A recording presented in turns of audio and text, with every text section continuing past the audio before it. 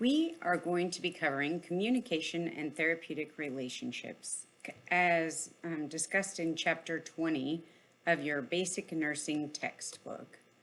In this chapter, we are going to talk about communication techniques and link the concepts of communication and how they help to form therapeutic relationships with patients, families, and members of the healthcare team. I know you had some of this content last semester. However, due to the nature of the teaching and learning practices, I want to review some of the concepts.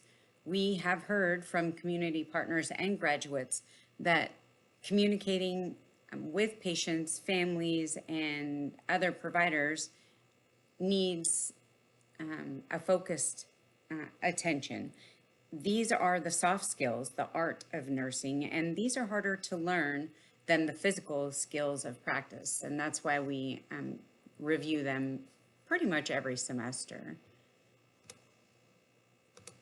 What is communication? So communication is the bidirectional exchange of thoughts or feelings.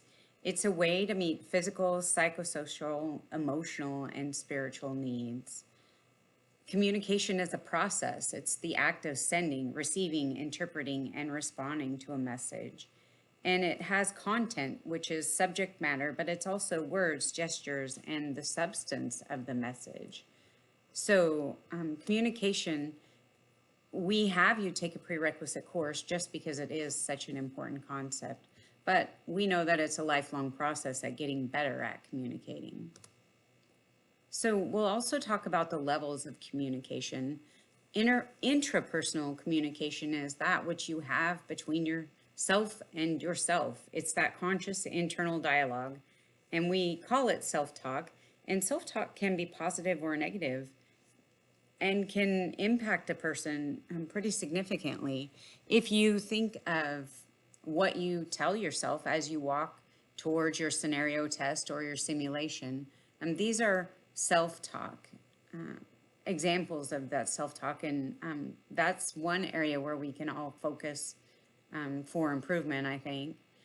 Interpersonal communication is really the focus of our talks on communication today, because that is between two or more people. So interpersonal communication is usually a face-to-face conversation, and that's the most frequent form.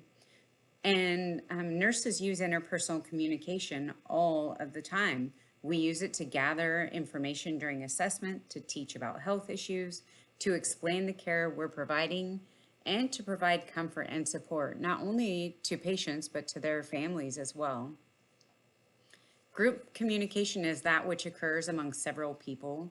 You guys get to practice group communication with exchanging ideas in small clinical groups, like 7 to 10 or 6 to 10 individuals at the same time, and then with larger groups. I would say a good example of how this changes is even thinking about having two different simulation groups meet to have a conversation. If you've been meeting with one small group, adding more people to that changes the communication. And so I think if you can think about how significant that impact is, that gives you an idea of what we're dealing with here.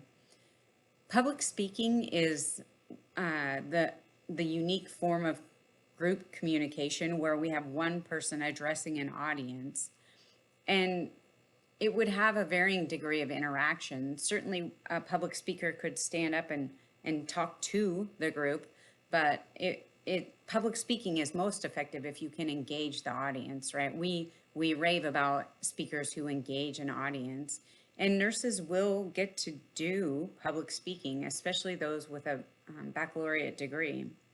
I would say public speaking needs specific considerations, and that is your audience, the level of education of your audience, the level of interest of your audience. As a general rule, the recommendation is to make your public speaking appropriate for an 8th grade education level so that the entire audience can understand what you're saying. And finally, the last concept of communication is the content. These are the actual words that you're going to be speaking, but content also includes gestures, that nonverbal communication. Remember, words are 30% of our communication, and nonverbal communication is 70%.